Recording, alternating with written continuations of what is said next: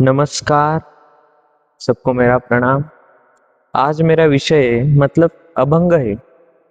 उस अभंग से हम स्टार्ट करेंगे कि हमें जीवन में क्या समझना है। मतलब क्या समझना है, इसका अर्थ यही है कि जीवन का उद्देश्य क्या है, ये हमें इस भाग में समझना है। और हमारा जीवन में उद्देश्य हम क्या रखते हैं, ये भी हमें समझना है। मतलब ये कि जैसे कर्ण है, महाभारत का कर्ण, जिसे महान दानवीर कहा गया है, जो है दानवीर है, बहुत महान व्यक्ति महत्व है। वो कर्ण खुद को संपूर्ण आयुष्य, संपूर्ण जीवन खुद को सूत पुत्र मानकर जी रहा था। परंतु क्या सच में कर्ण सूत पुत्र था, या फिर उसके मन का भ्रम था? ये तो सिर्फ वासुदेव कृष्ण ही जानते थे, या उनकी माता कुंती। परंतु महाभारत युद्ध में, जीवन के अंतिम समय में, जब उन्हें पहले से पता था, मतलब महाभारत युद्ध होने से पहले जब श्री कृष्ण भगवान ने उनसे कहा, जब माता कुंती के कहने पर कि कृष्ण तुम समझाओ कर्ण को कि इस युद्ध में भाग ना ले, जब श्री कृष्ण भगवान कर्ण को समझाने गए, तब उन्होंने देखा, उन्हें उनका सत्य समझ आया। वो सत्य क्या था? श्री कृष्ण भगवान बोले कि यदि मैं आपसे कहूं कि आप सुत पुत्र नहीं हो, आप राजगद्दी पर बैठने वाले एक महान राजा हो, आप उत्तराधिकारी हो, तब क्या होगा? यही चीज महत्वपूर्ण है जीवन में समझने के लिए। अगर जो व्यक्ति खुद को जीवन भर ये समझ रहा था कि मैं एक सूत पुत्र हूं, परंतु वो असल में सूत पुत्र है ही नहीं,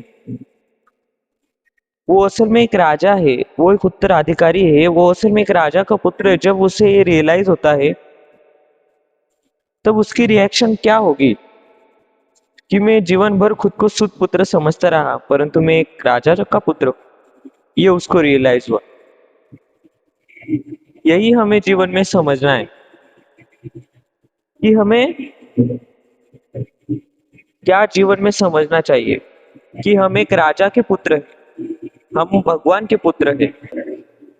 वैसे ही हमें हमारे जीवन में ये समझना है कि हम भी एक राजा के पुत्र हैं, और हमारे राजा मतलब हमारे पिता, मतलब भगवान साक्षात, हम उनके पुत्र हैं, हम भगवान के पुत्र हैं। हमें ये समझना है। जैसे कर्ण को ये रियलाइज हुआ कि मैं सूत पुत्र नहीं हूँ, मैं एक राजा का पुत्र हूँ, मैं एक उत्तराधिकारी हूँ। वैसे हम जो खुद को समझते हैं ना, हम वो नहीं है। हम जो है वो भगवान हमें समझते हैं। कहने का तात्पर्य क्या है? मैं अभंग से स्टार्ट करने वाला था, वो अभंग यही है, मराठी में है। मैं उसका ट्रांसलेशन आपको बताता हूँ कि मी शरीर ऐसा संकल्प करिता गेले कल्प, म्हणून प्राणी झाला अल्प देह बुद्धीचा। इसका अर्थ ये है कि मैं शरीर हूँ, ये हम संकल्प करते हैं। मतलब हम क्या सोचते हैं कि मैं शरीर हूँ, हम शरीर है, यही हमारे अंदर, हमारे दिमाग में फिट बैठ गया है। मैं शरीर हूँ, मैं शरीर ऐसा संकल्प करिता गेले कल्प, मतलब मैं शरीर, ये संकल्प है हमारे हृदय में, हमारे बुद्धि में। ऐसे कितने कल्प चले गए, करिता गेले पल कल्प, म्हणून प्राणी झाला अल्प, मतलब वो प्राणी अल्प हो गया, मतलब देह बुद्धीचा, म्हणून प्राणी झाला अल्प देह बुद्धीचा। अर्थात मनुष्य सीमित हो गया, ये सोचते सोचते कि मैं शरीर हूं, और उसकी आयु भी सीमित हो गई। वो जन्म लेता रहा, वो मृत्यु को प्राप्त होता रहा, परंतु ये रियलाइज ही नहीं हुआ कि मैं ना शरीर हूं, मैं ना ही मन हूं, ना ही मैं विचार हूं, मैं अनंत आकाश हूं, मैं अनंत प्रेम हूं। यदि उसको ये समझ आता तब उसे जीवन का रहस्य समझ आता। वैसे ही हम कर्ण की भांति खुद को शुद्ध पुत्र, मतलब हम खुद को शरीर मानते, ये संकल्प करते कि मैं शरीर हूँ। हम बोलते हैं मेरे शरीर को लगा, परंतु शरीर और आप अलग नहीं। आप बोलते हो मेरे मन में ख्याल आया, परंतु मन आप नहीं है। ये चीज ध्यान रखो। म्हणून मैं शरीर ऐसा संकल्प, चले गए बहुत सारे कल्प, इसलिए मनुष्य हो गया अल्प देह बुद्धि से। मैंने उसका हिंदी में ट्रांसलेशन करने का प्रयत्न किया। यही समझो, हम शरीर नहीं है, यही हमारे जीवन का उद्देश्य है और हमें यही समझना है। जब हम इस चीज को समझेंगे तब हमें पता चलेगा कि हमारे जीवन में हमारे विचारों का कितना महत्व है, हमारे संकल्पों का कितना महत्व है। इसलिए शरीर हमें वो मार्ग है खुद से पहुंचने का।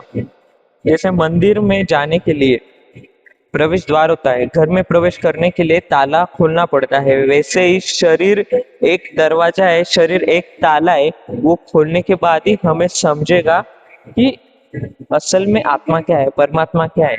यही जीवन का उद्देश्य है। इसलिए मैं शरीर ऐसा संकल्प करिता गेले कल्प, म्हणून प्राणी झाला अल्प देह बुद्धीचा।